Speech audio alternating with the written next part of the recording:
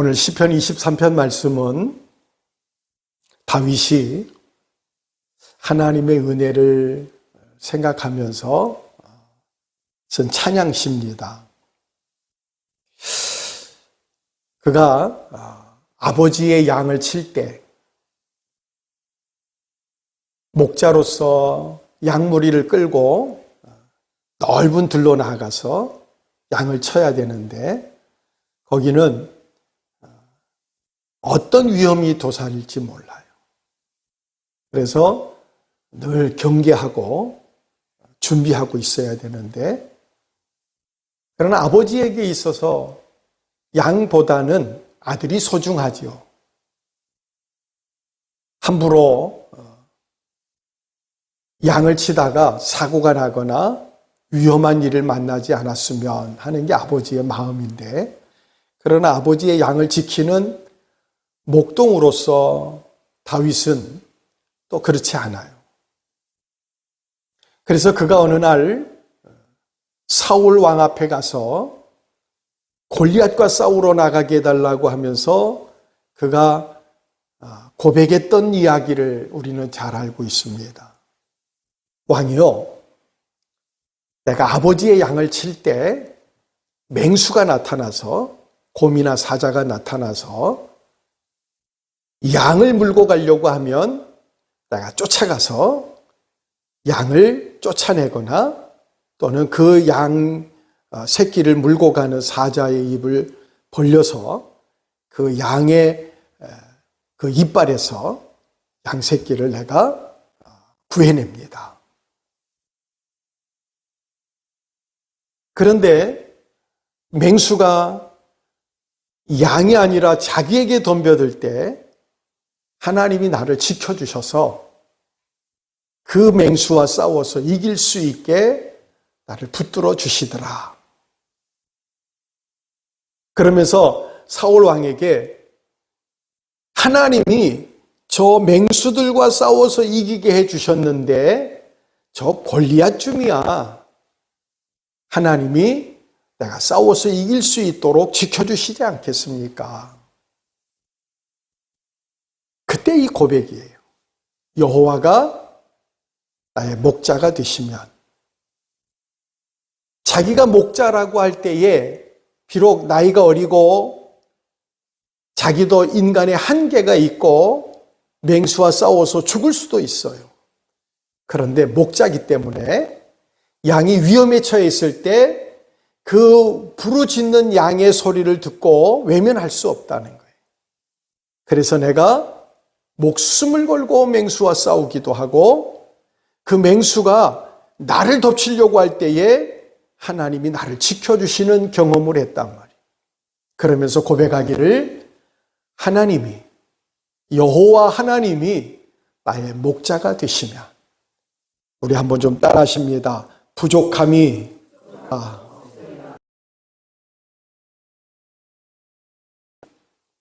다윗이 깨닫고 고백한 것처럼 하나님이 내 편이 되셔서 나를 돕는 자 중에 계시고 나를 지켜주시고 나를 붙들어 주시고 내게 은혜를 주시면 부족함이 없다라는 은혜를 체험하고 누리며 살아가는 우리 성도들이 다 되시기를 주의 이름으로 축원합니다. 사람에게는 빈곤이라고 하는 게 있습니다. 그리고 결핍이라는 게 있어요. 이게 비슷한 말인데 좀 차원이 달라요. 사람이 걸어가는데 우리 황정아 군사님이 다리를 다쳐서 지팡이를 짚고 계시는데 지팡이 없어도 집에서는 좀 걷지요. 사람이 걸어야 하는데 지팡이가 필요해요. 나이가 들면 지팡이 없으면 걷는 게 불편해요. 힘들어요. 그러나 지팡이 없어도 걸을 수 있단 말이에요. 사람이 걸어가는데 있으면 좋아요. 있으면 유익해요. 그러나 없어도 살아갈 수 있는 것, 그것을 결핍이라 그래요. 우리가 살면서 남들보다 어마어마한 재산이 있으면 좋겠지만 그만큼 없어도 살아가는데 불편하지 않단 말이에요. 그러나 사람이 걸어가는데 다리가 없으면 안 되잖아요. 꼭 있어야 되는데 없으면 안 되는, 그걸 빈곤이라고 얘기한단 말이에요. 하나님을 믿는 성도들에게 결핍이 있을 수 있어요. 남과 비교해 볼 때에 남들은 있는데 나는 없는, 내가 그것이 꼭 있으면 좋겠는데 없어도 하나님의 은혜 가운데 살아갈 수 있는 결핍이 있는 사람들이 있어요. 성도들에게 꼭 있어야 될 것. 여러분, 빈곤이라고 하는 것, 성도에게 있어서 예수 그리스도는 꼭 있어야 될 분이에요. 예수님 없으면 우리 믿음은 헛되다는 거예요. 우리가 세상을 살아가면서 남들보다 좋은 집에서 좋은 차를 타고 남들보다 더 좋은 조건에서 여유 있게 편안하게 살고 그러면 좋겠는데, 그러나 그것이 없을지라도 내게는 부족함이 없다라고 하는 게 오늘 다윗이 하나님의 은혜를 깨닫고 오늘 우리에게 고백해주는 찬양하는 시라는 거예요. 오늘 이 말씀을 통해서 우리 믿음의 성도들이 나는 부족함이 없구나, 하나님이 내 편이 되시고 나의 아버지가 되시고 나의 목자가 되시니 나는 부족함이 없구나 라고 고백할 수 있는 하나님의 귀한 믿음의 성도들이 꼭 되시기를 주의 이름으로 축원합니다. 그런데 문제는 우리는 타락한 세상을 살고 있습니다.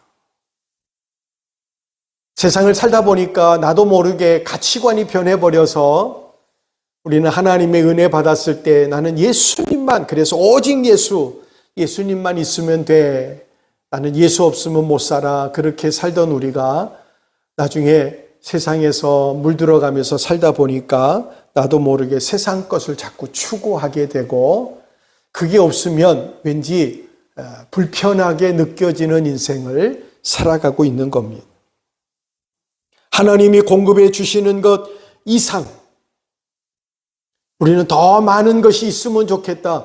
하나님이 주시는 것 가지고는 좀 부족한 것 같은, 마치 이스라엘 백성이 애굽에서 종살이 할 때, 그때에는 그들의 마음속에 제발 이 애굽에서, 이 종살이하는 이 애굽에서 자유를 얻었으면 좋겠다.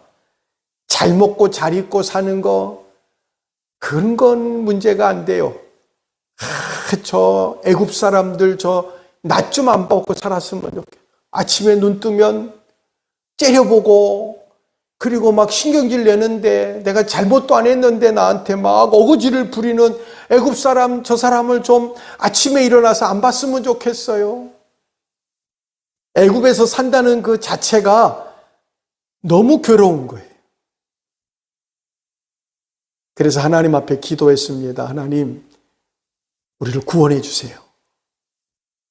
그래서 그 하나님이 이스라엘 백성들의 그 간구하는 애절한 기도를 들으시고 이스라엘 민족을 애굽에서 구원하기 위해서 모세를 하나님이 보내주셨고, 모세를 통해서 이스라엘 백성을 애굽에서 끄집어내는데, 모세를 보낼 때 모세에게 하나님이 내가 보냈다고 해라.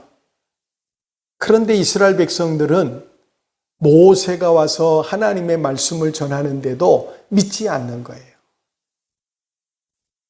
그래서 10가지 재앙을 통해서 이 일이 모세가 계획한 일이 아니라 하나님이 계획한 일이고, 이게 바로 너희들을 위한 하나님의 은혜다라고 하는 걸 저들이 깨달을 수 있도록 눈에 보이게 하나님이 역사해 주셨단 말이에요. 그래서 10가지 재앙을 통해서 지금 하나님이 역사하고 계시는구나. 하나님이 우리를 구원하시려고 하는구나. 그래서 하나님이 모세를 보냈고 모세를 통해서 하나님이 역사하고 있구나. 그래서 모세를 따라서 이스라엘 백성들이 애굽에서 나왔습니다. 애굽에서 나와서 짐 보따리를 챙기고 짐승을 끌고 가족들을 데리고, 그리고는 어디로 가야 될지도 모르지만 일단 애굽에서 나오는 게 얼마나 행복하고 즐겁고 기쁜지 몰랐어요. 하나님이 구원해 주시고 이끌어 가신다면 하나님이 이스라엘 백성들을 데리고 갈 하나님이 약속한 가나안이 있다는 사실을 우리는 기억해야 합니다. 할렐루야.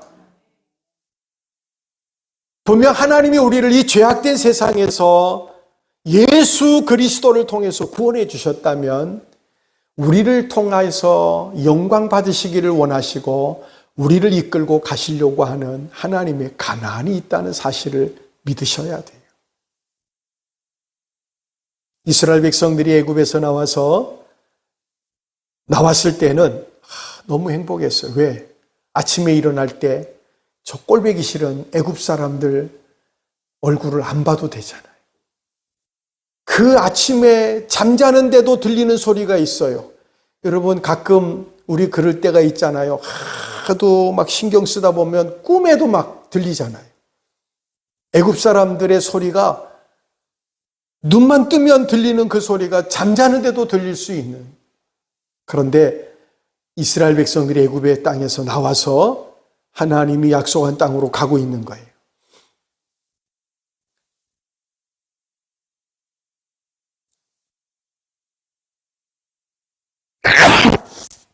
죄송합니다. 그런데 가다가 물이 없어서 목이 마르니까 하나님께 원망을 합니다. 물을 찾아서 우물을 찾았는데 떠서 마셔보니까 써서 마실 수가 없어요. 그때 모세에게 원망하면서 우리가 죽을 데가 없을까 봐 애굽에서 우리를 꼬드겨 가지고 끌고 나와서 여기서 죽게 하냐. 원망하는 이스라엘 백성들을 위해서 하나님께 모세가 기도했더니 하나님이 나무 하나를 지시하셔서 그 나무 가지를 꺾어 넣었어요. 그랬더니 물이 달아져서 마실 수 있게 됐다. 그리고는 그 물을 마시고 겨우 목에 해가를 하고, 그리고 모래 언덕을 넘어가 보니까 하나님이 이스라엘 백성들을 위해서 12우물, 여러분 이스라엘 백성들이 먹고 마시고도 살아갈 수 있는 풍성한 은혜를 하나님은 미리 준비해 놓으셨다. 종려나무 70주가 그늘이 돼서 이스라엘 백성들이 그 그늘,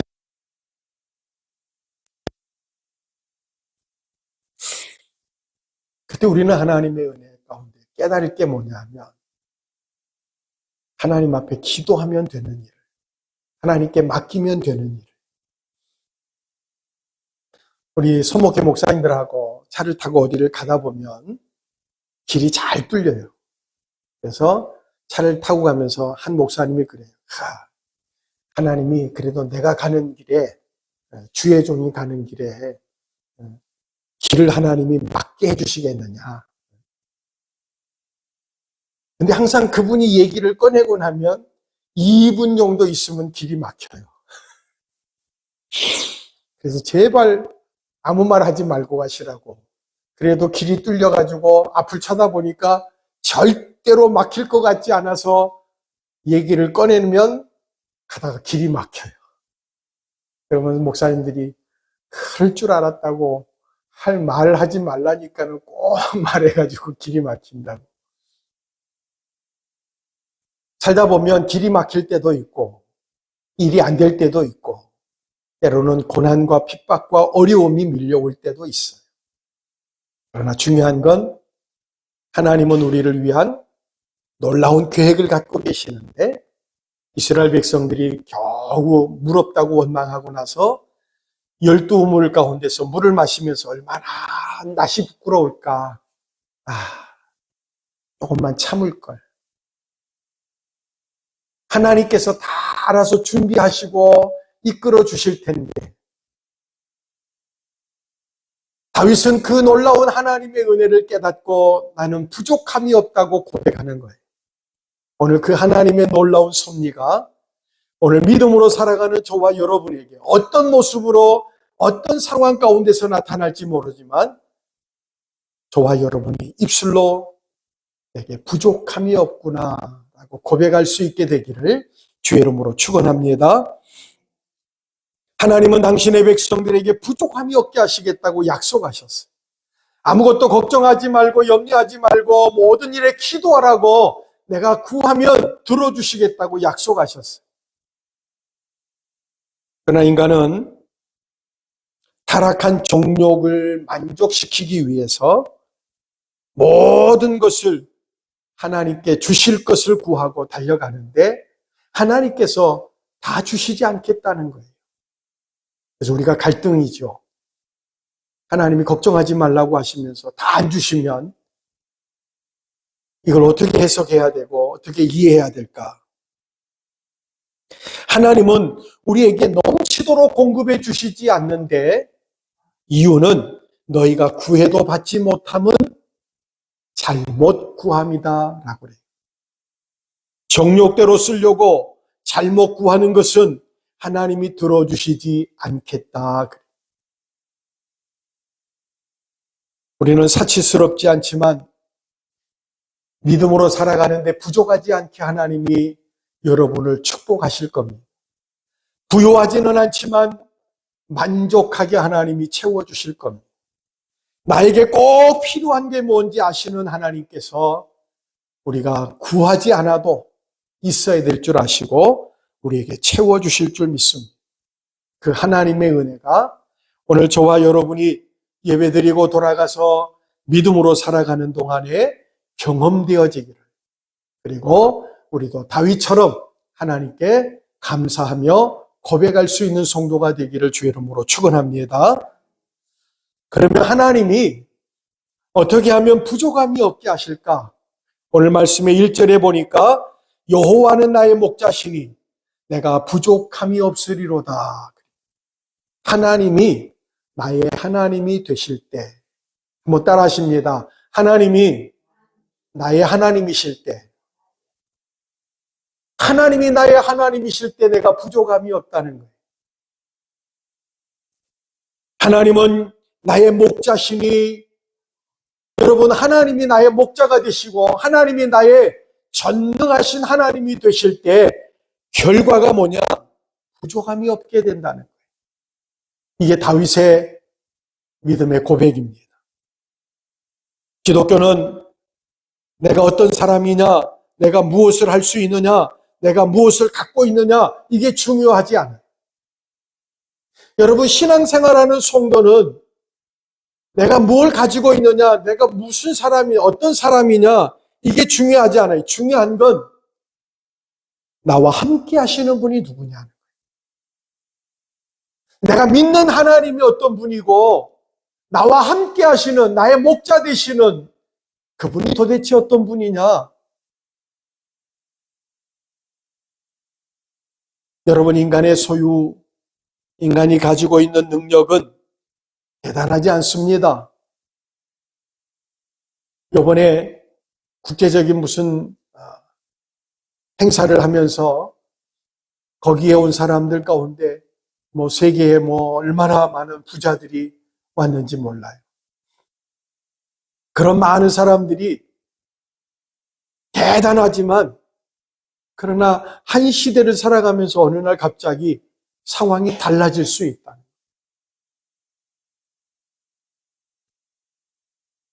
우리가 잘 아는 아람 사람이었던 군대 장관 나아만 장군이 전쟁에만 나가면 승리해요. 나라에 돌아와서 한 나라에서 그 나아만 장군 그러면 정말 두려워 떨 만큼 그런 대단한 사람이었어요. 그러나 집에 돌아가서 옷을 벗고 있으면 자기 집에서 종으로 팔려온 이스라엘에서 계집종 하나가 볼 때에 불쌍하게 보이는 사람이 갑옷 입고 나가서 전쟁하면 겁없이 덤벼드는 사람들은 다 죽일 수 있는 그런 대단한 사람이지만, 그러나 문둥병에 든 나하만 장군은 보잘것없는 인생. 우리가 지혜의 왕이라고 하는 솔로몬 대단하잖아요.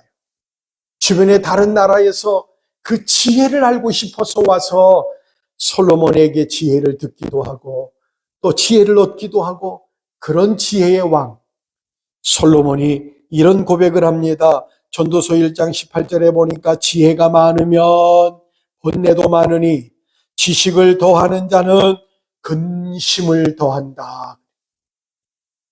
여러분, 똑똑한 사람이면 사는 게 행복할 것 같은데, 솔로몬의 말대로라면 여러분, 지식이 많으니까 근심이 더 많아요. 옛날에 그런 말씀을 한번 드린 적이 있는데, 어느 날 가다가 불이 났어요.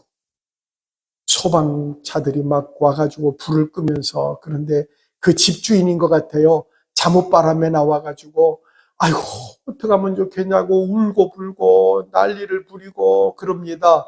그 옆을 지나가는 거지 부자가, 야 이놈아, 넌 아버지 잘 만나서 저런 거 안 하는 거야.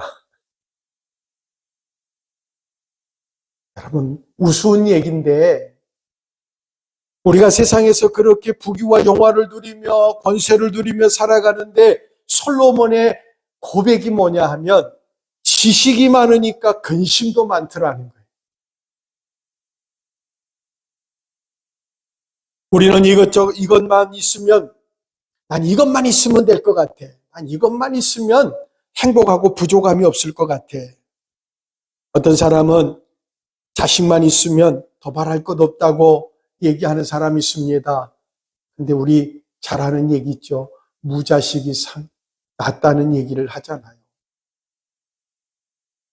가난한 사람은 돈만 있으면 부족함이 없을 것 같은데, 돈 있는 사람 보니까 그 돈 때문에 가정에서 자식들이 전쟁을 치르고 있어요. 여러분, 부잣집, 믿음 있는 부잣집도 보니까 갈등이 있더라고요. 아무리 믿음이 좋아도 재산이 있으면 그것 가지고 싸우더라고요. 병든 사람은 건강만 있으면 부족함이 없을 것 같아요. 난 건강만 있으면 돈 필요 없어요.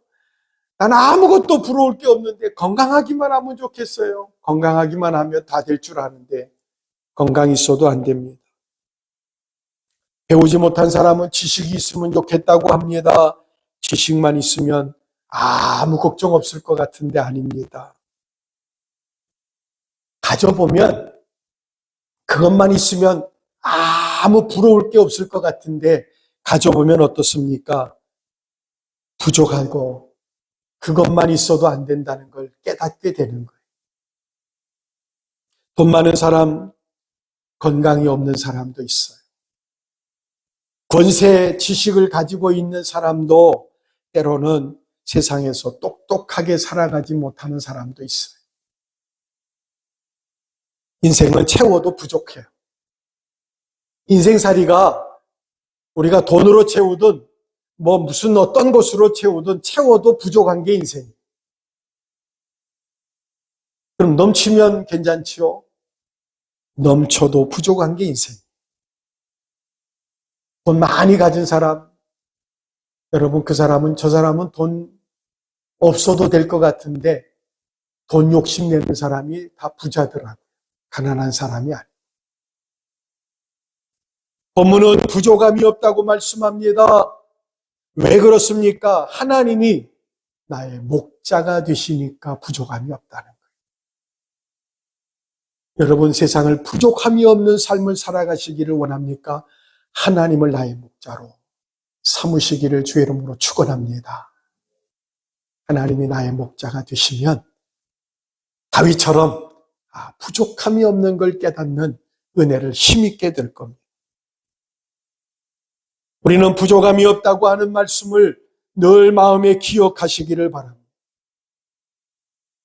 그분은 나의 하나님이십니다. 나의 하나님이 되시고 나의 목자가 되시고 나의 능력이 되시고 나의 전부가 되실 때 광야가 변해서 못이 되고 마른 땅에 샘물이 나듯이 저와 여러분의 인생에도 부족함이 없는 삶을 살아가는 성도가 될 줄 믿습니다. 그리고 다윗은 이렇게 고백합니다. 하나님이 나의 목자가 되실 때 나는 부족함이 없다. 그래 고백했습니다. 하나님이 나의 목자가 되실 때. 성경에 보면 하나님과 성도의 사이를 목자와 양의 사이로 비유했어요.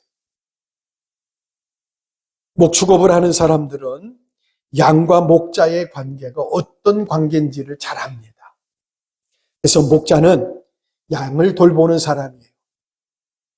그런데 목자가 양에 대해서 잘 알아야 합니다. 성경은 뭐라고 말씀하느냐면 나는 선한 목자다.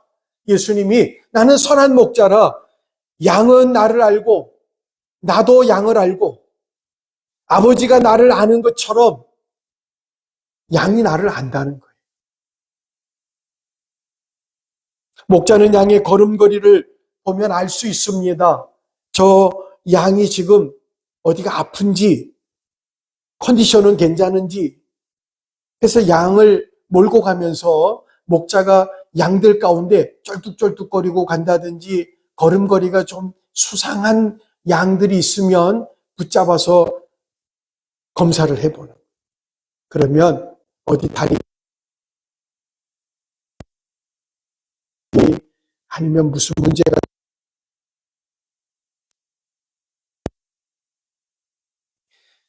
목자는 양이 우는데 울음소리만 들어도 배가 고픈지 목이 마른지 아니면 무슨 무서운 일이 생겼는지를 안다는 거예요.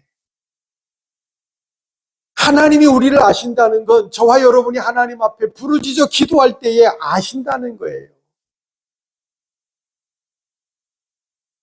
양은 필요할 때에 목자가 뭐가 필요한지 압니다. 그래서 목자가 끌고 배고프면 풀 있는 풀밭으로 끌고 가고 목이 마르면 끌고 계곡으로 내려가서 물을 마시게 하는 거예요. 목자는 양을 사랑합니다. 양들이 안전하게 그 양을 위해서라면 다윗처럼 목숨을 걸고 맹수와 싸우는 거예요. 그렇게 본다면 양이 목자와 떨어져서는 안 된다는 거예요. 성도는 하나님을 떠나서는 살 수 없다는 거예요. 믿음을 저버리고 하나님의 은혜 없이 살아갈 수 없다는 얘기입니다.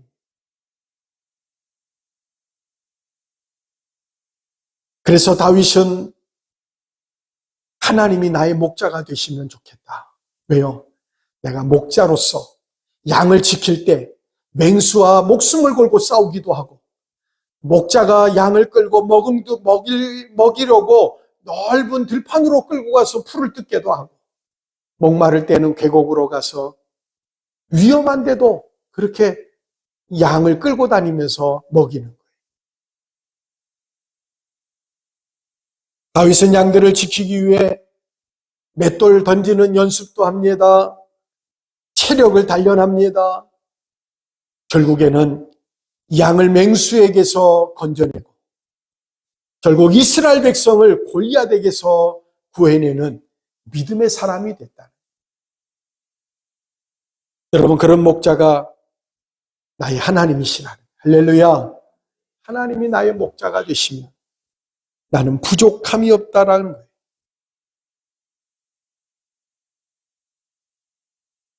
여러분, 하나님이, 내가 믿는 그 하나님이 저와 여러분을 멀리 바라보고 내가 지금 답답하고 힘들어서 하나님께 매달리고 간구하는데도 들은 척만 척하고 계시는 분이 아니라 그 하나님이 나와 함께 하신다면, 오늘 말씀을 통해서 다윗은 하나님이 나의 목자 되시는 하나님이 나와 함께 해주셨으면 오늘 그 하나님이 함께하는 믿음의 삶을 살아가시는 성도가 되기를 바랍니다. 양은요, 참 약해요. 도움이 필요하다는 얘기입니다. 짐승들을 보면 매는 아주 날카로운 발톱을 가지고 있어요. 그래서 사냥을 하면서 매가 한번 움켜쥐으면 놓지 않는다. 사자는 무서운 이빨을 가지고 있습니다. 한번 목을 물어버리면 숨이 끊어질 때까지 안 놔요. 코끼리는 어마어마한 등치를 가지고 있습니다.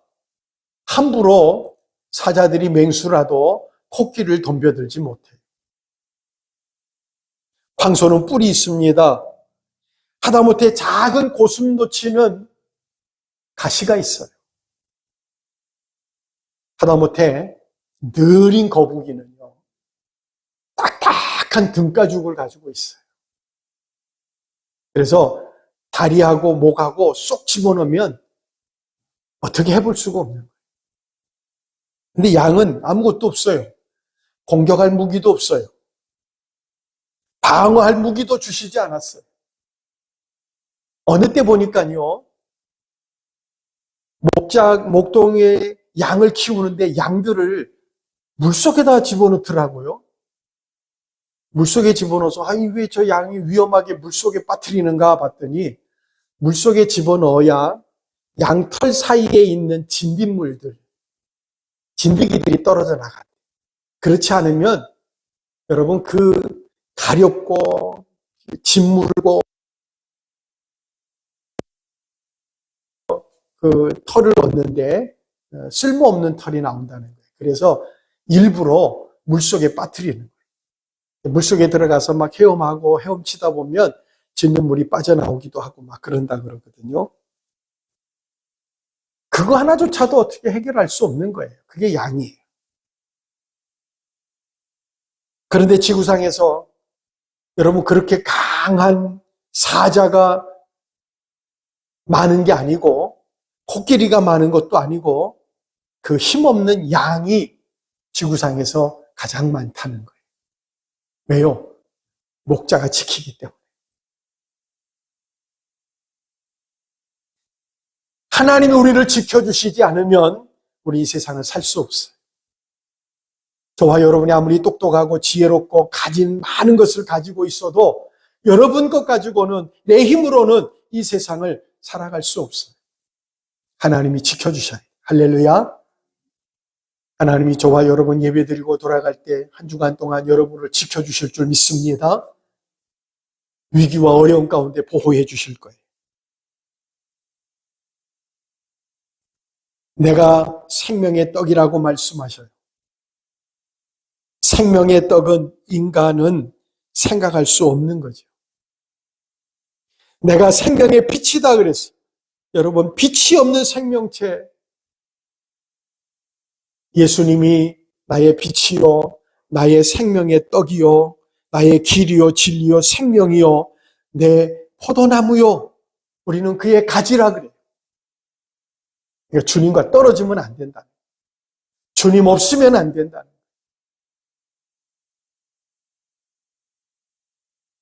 저와 여러분이 사망의 음침한 골짜기로 다닐지라도 해를 두려워하지 않을 것은 하나님이 나와 함께 하십니다. 할렐루야.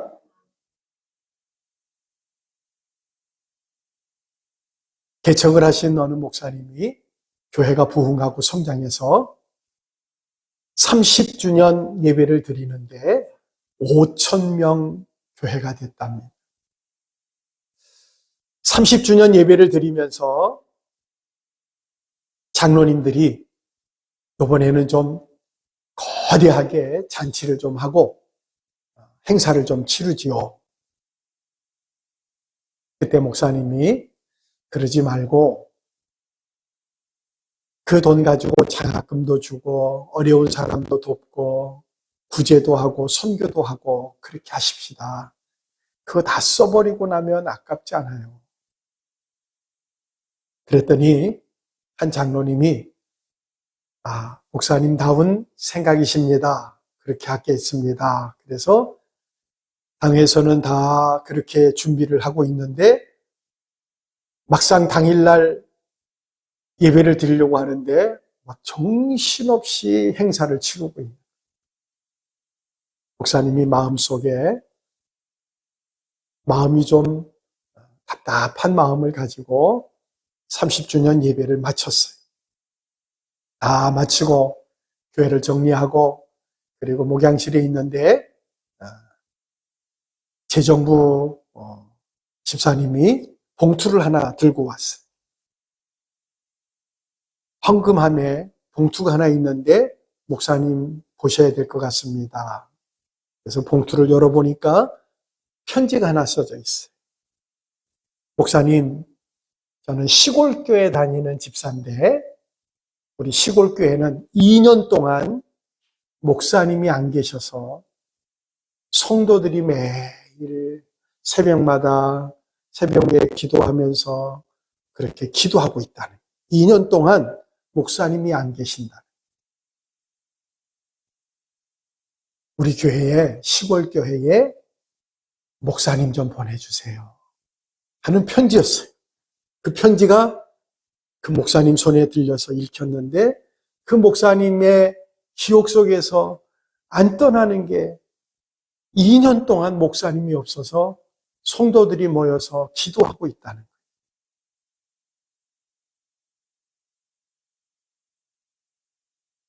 그래서 그 목사님이 그 편지를 받아들고는 그 편지가 잠을 자려고 해도 떠오르고 기도하면 그 말씀이, 그 편지가 자꾸 생각이 나서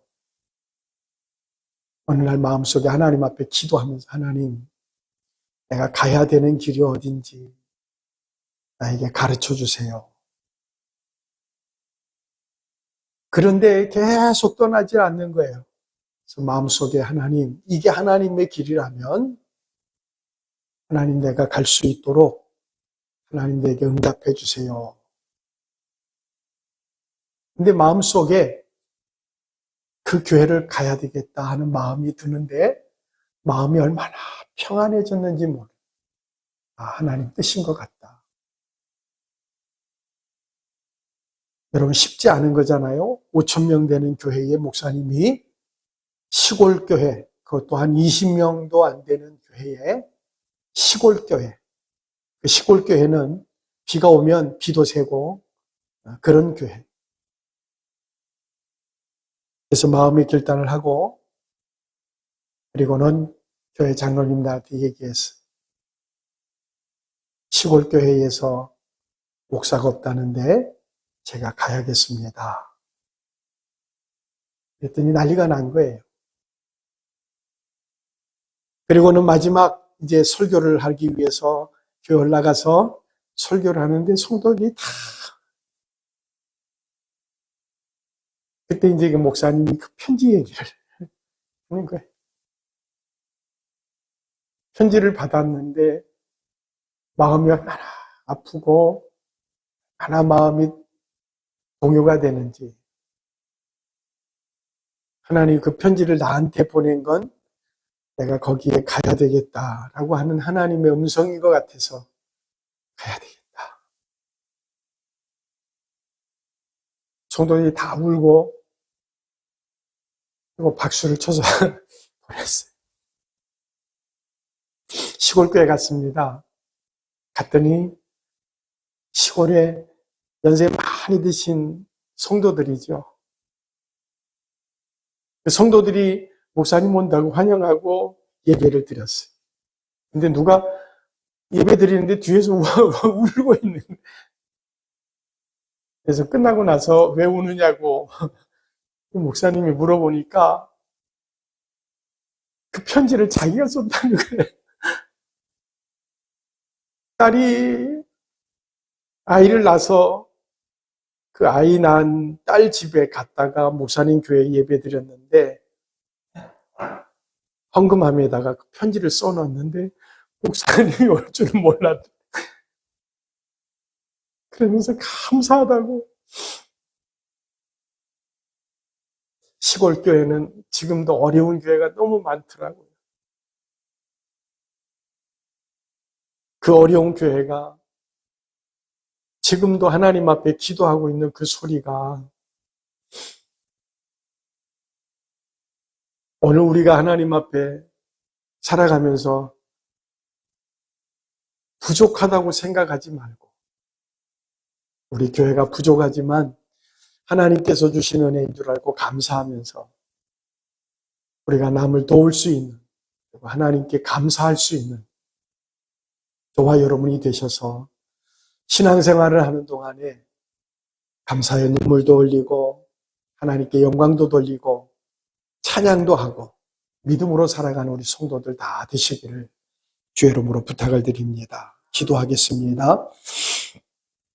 하나님, 고난도 질병도 실패도 환난도 우리에게 닥칠 때 하나님 기도할 줄 아는 성도들 되게 해 주옵소서.